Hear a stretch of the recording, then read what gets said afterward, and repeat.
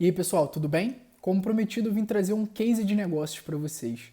Um case onde o protagonista é a StarTech.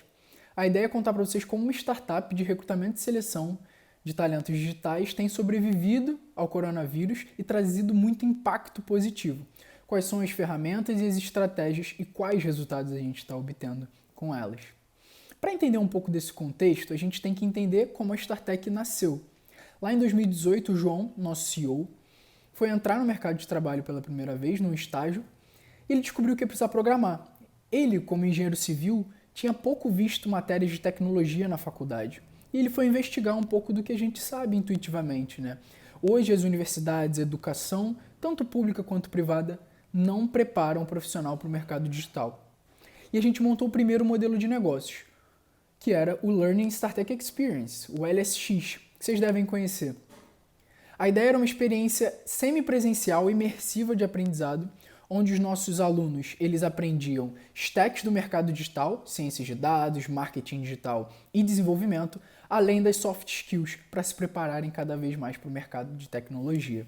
Mas naturalmente muitas startups no ambiente que a gente estava vivendo começaram a perguntar se a gente não tinha indicações de profissionais de marketing digital, de um estagiário em desenvolvimento, um cientista de dados, e a gente foi investigar um pouquinho mais isso. E a gente viu o que a gente vê hoje.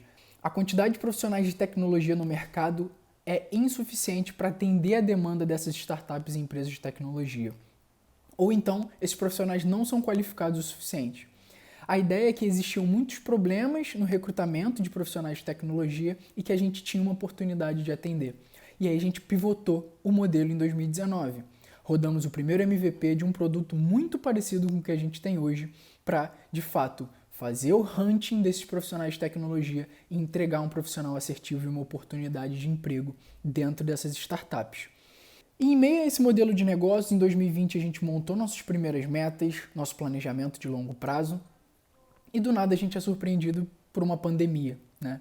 Algo que começa na China, que a gente não esperava que fosse chegar no Brasil tão cedo, e que provavelmente impacta mais empresas de contratação do que alguns outros nichos. A primeira coisa que a gente pensou é, uma pandemia tende a diminuir a quantidade de empregos. Nós, como contratação, que rumo teremos? Mas olhando um pouquinho melhor o cenário, a gente pensou em algumas ferramentas e estratégias para contornar tudo isso.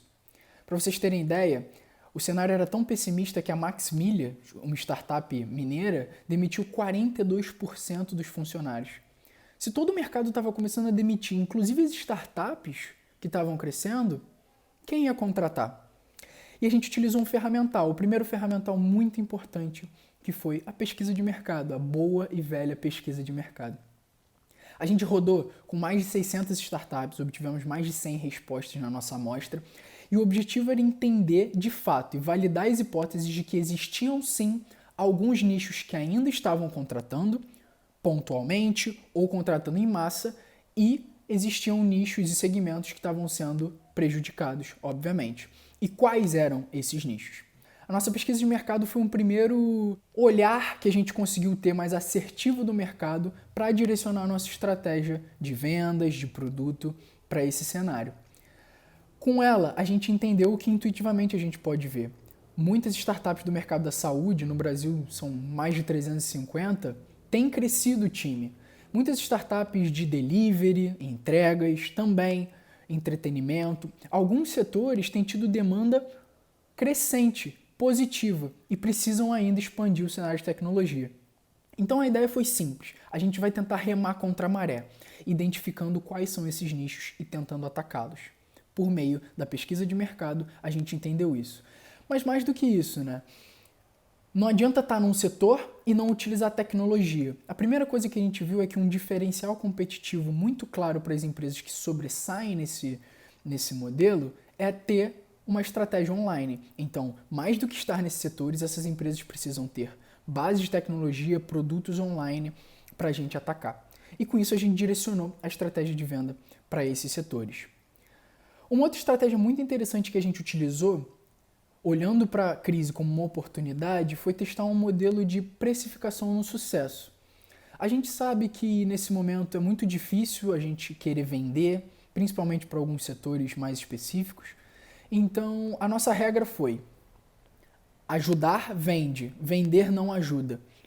E com isso a gente conseguiu montar um modelo de precificação onde os nossos empresas parceiras, os nossos clientes, só nos pagariam quando aceitassem os talentos que a gente indica.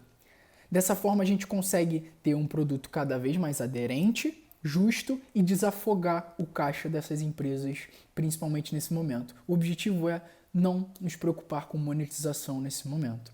Risco, assumir risco, também faz parte desse cenário de incerteza.